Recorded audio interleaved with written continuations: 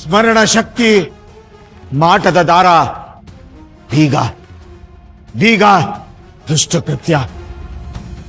ದುಷ್ಟಕೃತ್ಯ ಯಾರು ಹೊಣೆ? ಯಾರು ಹೊಣೆ? ಭಯಾನಕ ದಿಗ್ಬಂಧನ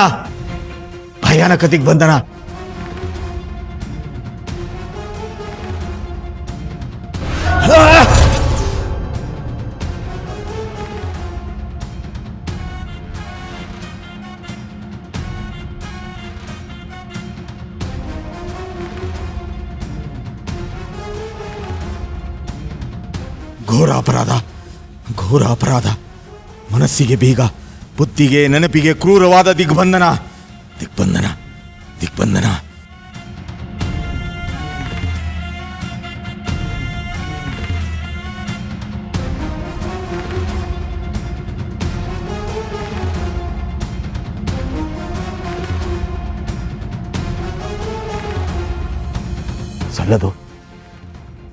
ಸಲ್ಲದು. ದುಷ್ಟ ಜಾಲ ಮುರಿಯೋದು ಸುಲಭ ಅಲ್ಲ. ದಾಕ್ಷಾಣಿ ಪ್ರಾಣಕ್ಕೆ ಅಪಾಯ.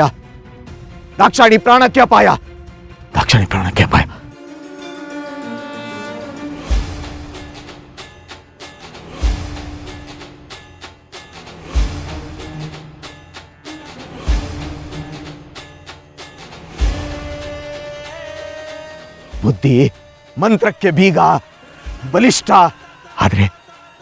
ಆದ್ರೆ ಜಗನ್ಮಾತೆ ಮುಂದೆ ಆಟ ಸಲ್ಲ.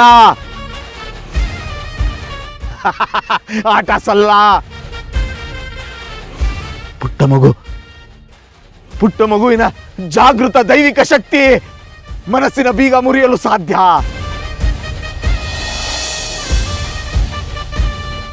ಧೂಳಾಗಲೇಬೇಕು. ದಾಕ್ಷಾಯಿಣಿ ಮಗುವಿನ ಹತ್ತಿರದಕ್ಕೆ. ದಾಕ್ಷಾಯಿಣಿ ಜಗನ್ಮಾತೆ ಅಂಶದ ಕಡೆಗೆ. ಜಗನ್ಮಾತೆ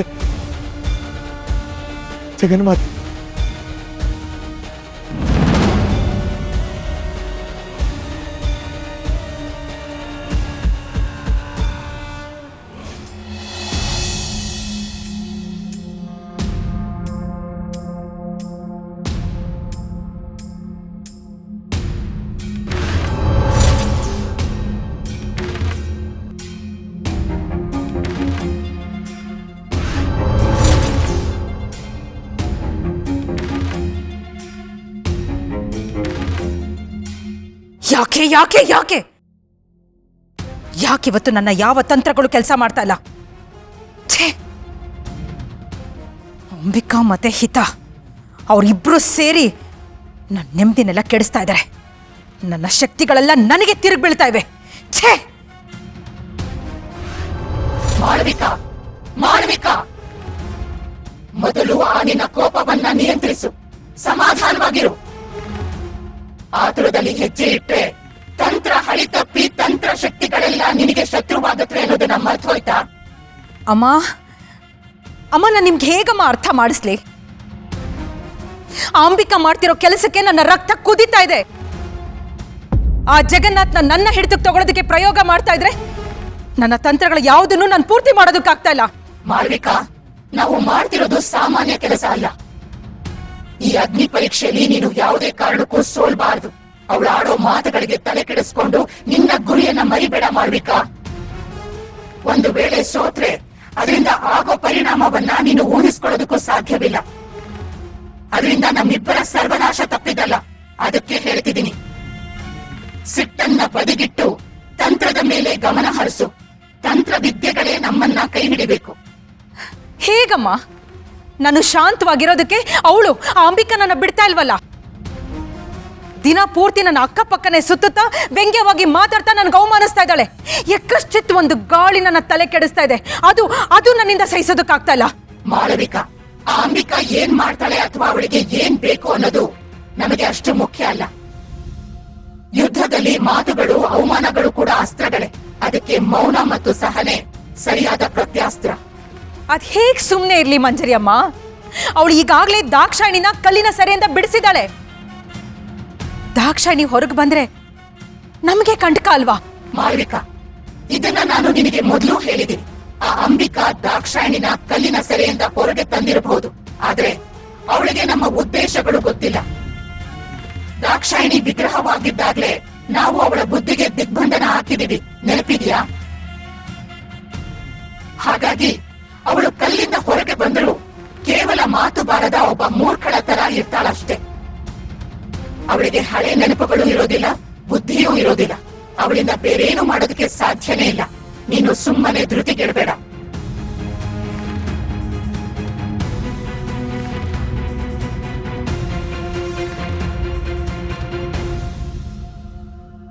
ಇಲ್ಲ, ಅಮ್ಮ ಹೇಳಿದ್ರು ಅಂತ ನಾ ಸುಮ್ಮನೆ ಕೂರಬಾರ್ದು.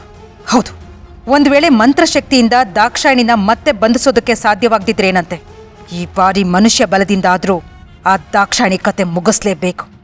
ದುರ್ಗಾ, ಅಂಬಿಕಾ, ಶಂಭು ಇವ್ರು 3 ಜನ ಸೇರಿ ದಾಕ್ಷಾಯಿಣಿಗೆ ಸಹಾಯ ಮಾಡೋದಕ್ಕೆ ಬಂದರೂ ನಾನು ಬಿಡೋದಿಲ್ಲ.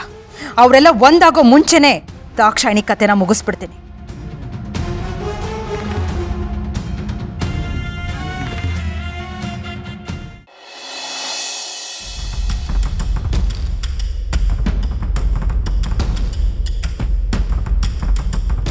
ಹಲೋ ಮೇಡಮ್, ನಮಸ್ಕಾರ. ಹೇಳಿ ಮೇಡಮ್, ನನ್ನಿಂದ ಏನಾಗಬೇಕಾಗಿತ್ತು?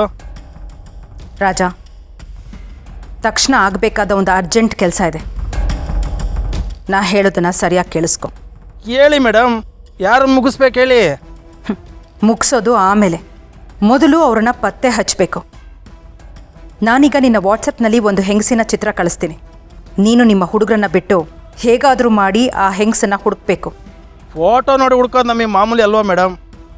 ಈಗಲೇ ಹುಡುಗರನ್ನ ಫೀಲ್ಡಿಗೆ ಬಿಟ್ಟು ಸಿಟಿ ಮೂಲೆಯಲ್ಲಿ ಹುಡುಕ್ಸ್ತೀನಿ. ಆದರೆ ಅವಳು ಯಾರು ಅಂತ ಗೊತ್ತಾಗಿದ್ದಿದ್ರೆ. ಅದೆಲ್ಲ ನಿನಗೆ ಬೇಡದಿರೋ ವಿಷಯ ರಾಜ. ಹೇಗಾದರೂ ಮಾಡಿ ನೀನು ತಕ್ಷಣ ಪತ್ತೆ ಹಚ್ಚಿ ಅವಳನ್ನ ನನ್ನ ಹತ್ರ ಕರ್ಕೊಂಡು ಬರಬೇಕು.